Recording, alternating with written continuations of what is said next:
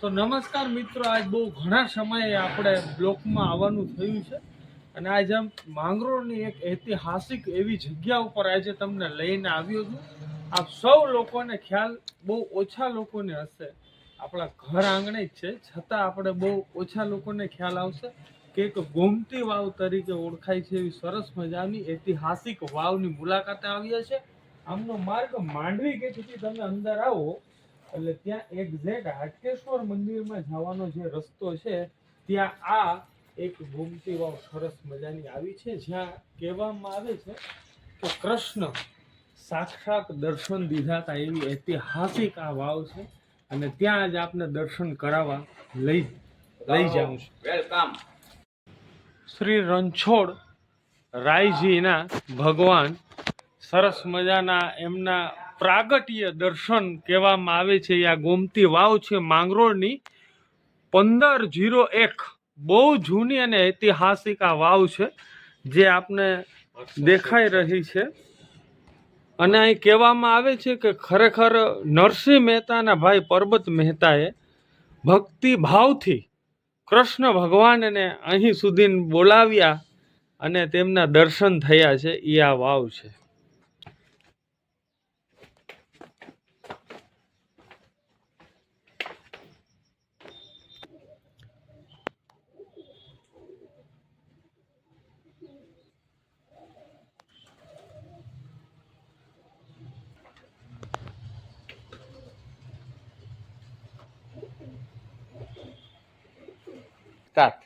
તો મિત્રો, આ ખરેખર સત્ય અને સરસ મજાની ઐતિહાસિક વાવ છે, જ્યાં નરસિંહ મહેતાના ભાઈ પરબત મહેતા જ્યારે અહીંથી કહેવાય છે એવું એક કથા છે એમની કે માંગરોળથી દ્વારકા માટે હાલીને જવા માટે નીકળેલા અને લોજ મુકામે તેઓ એક વૃક્ષની નીચે વિશ્રામ કરતા હતા. એમની ઉંમર થઈ ગઈ હતી, અવસ્થાના હિસાબે તેઓ ચાલી ઓછું શકતા હતા, એટલે ત્યાં આંખ વીચે છે ને એવું સપનું એમને આવે છે કે ભગવાન દ્વારકાધીશ એમને કહે છે કે તમે પરત માંગરોળ જાઓ અને હું ત્યાં આવું છું, તમારે અહીં આવવાની જરૂર નથી. અને ત્યારે આ જગ્યા ઉપર જાજો, ત્યાં એ કે મારા તમને અવશેષ અને દર્શન જોવા મળશે. ત્યારે અહીંયા નરસિંહ મહેતાના ભાઈ પરબત મહેતા વાવમાં આવે છે અને આ જ પાણીની અંદર તમને જે નીચે દેખાય છે તો આવું તમને બતાડી. આ જ એ પાણી છે કે જ્યાં ભગવાને એમને દર્શન આપ્યા હતા અને એમની ભક્તિ એટલી સાચી હતી કે આજની ઘડીએ પણ તમને એટલી જૂના પથ્થરમાં એવા બધી નિશાનો જે દેખાય છે એવું લાગે છે કે ખરેખર અહીંયા ભગવાન કૃષ્ણએ એમના દર્શન દીધા હતા. અને કબૂતરોનો પણ અહીં જોરદાર વસવાટ છે, એમનો ઘૂઘૂ કરતો અવાજ પણ મીઠો મધુર લાગે છે. તો સરસ મજાની આ ગોમતી વાવના દર્શન આપને જો સરસ લાગ્યા હોય તો એક ફેરી અચૂક આવજો અને નિહાળજો આ ગોમતી વાવનું, કારણ કે ભગવાન કૃષ્ણના તો ઘણા બધી અવતાર છે અને ઘણા બધી એવી કથાઓ છે કે કરતા કરતા રાતો વીતી જાય પણ ખૂટે નહીં એવી વાતો છે. તો આપ સરસ મજાના આ વાવના દર્શન કરીએ અને આપનું જીવન પવિત્ર બનાવીએ. તો મિત્રો, આપને આ જગ્યા દેખાય છે જે ઓટલો છે, ત્યાં ભગવાન કૃષ્ણ સાક્ષાત સિંહાસનમાં સ્વરૂપમાં ત્યાં પ્રગટ થયા હતા. એ જગ્યા છે સત્ય હકીકત. અને ત્યાંથી એ સિંહાસન આજની તારીખમાં પણ હયાત છે અને માંગરોળના ગાય ચોગાનમાં રણછોડરાયજીના મંદિર ઉપર ત્યાં અંદર રાખવામાં આવ્યું છે. અને આજની તારીખે પણ જો આપ દર્શન કરવા માંગતા હોય સિંહાસનના તો ત્યાં જઈ શકો છો અને દર્શન કરી શક્યો છો. અને આ જ જગ્યા ઉપર ભગવાન પ્રગટ થયા હતા અને દર્શન દીધા હતા, એ આ જગ્યા છે. અને આજે પણ એમને થોડુંક ઓટલો જેવું કરવામાં આવ્યું છે પણ છતાં અવશેષો એવા મળે છે કે આ જગ્યા ઉપર ભગવાને દર્શન દીધા હોય.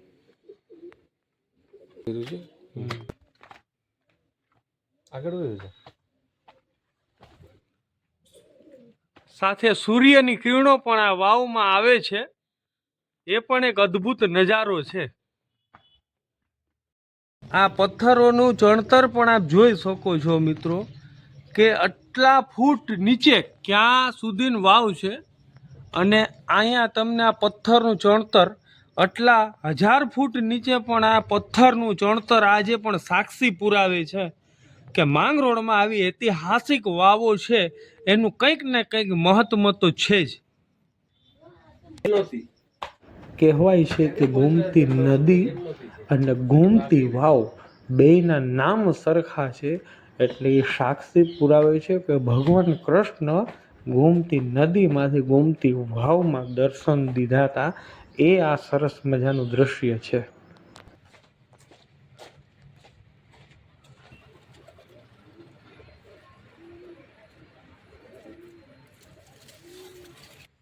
રેડી. તો મિત્રો આપણી સાથે આજે મુકેશભાઈ ગોસ્વામી છે, જેઓ આજની તારીખે પણ આ વાવની સાફ સફાઈ સંભાળે છે, ધૂપ દીવા કરે છે. અને આપણે એમને પૂછીએ કે એટલા વર્ષો આપણે આજે ટૂંક સમયથી જ આ વસ્તુની જાણ થઈ છે કે આ છે, પણ આ બાપુ ઘણા ટાઈમથી રહે છે આ, એટલે આપણે એમને પૂછીએ કે આની શું છે હકીકત ને કેવી એમની વાતો છે.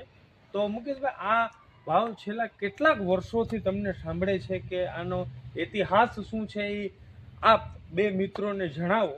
આ વાવ આશરે 600 વર્ષ પુરાણી છે અને 580 વર્ષ પહેલાં કૃષ્ણ ભગવાન દ્વારકાધીશે નરસિંહ મહેતાની ભક્તિથી એને પ્રગટ થઈ અને દર્શન દીધા હતા. અને અમે આ વાવ 20 વર્ષ પહેલાં લીધેલી છે આખો જગ્યા. ત્યારથી અમે આ ખુલ્લી રાખીએ છીએ જાહેર પબ્લિક માટે, દર્શન માટે, અને સાફ સફાઈ અને દીવાધૂપ કરીએ છીએ. અને દરેક માગસર સુદ છઠને દિવસે આખો દિવસ ઘણી પબ્લિક આવે છે દર્શન કરવા, અને સત્સંગ રાખીએ છીએ એનો દ્વારકાધીશનો. જય દ્વારકાધીશ. તો આ દિવસે એક છઠ, માગસર સુદ અને છઠને દિવસે એમનો એક દિવસ છે, ત્યાં લોકો સત્સંગ કરવા માટે અને સરસ મજાનું આયોજન પણ થાય છે એવું નાનું, કે જ્યાં ભક્તિનો, અને કહેવાય જ છે કે સૌરાષ્ટ્ર છે ત્યાં ભક્તિની એક હાકલ પડે જ છે અને એક હરિહરની હાકલ પડે છે. એ આપણું સૌરાષ્ટ્ર કહેવામાં આવે છે. અને આવી તો ઘણી વસ્તુઓ છે મિત્રો, અને ઘણી બધી એવી વાવો છે ત્યાં ભગવાને દર્શન દીધા છે.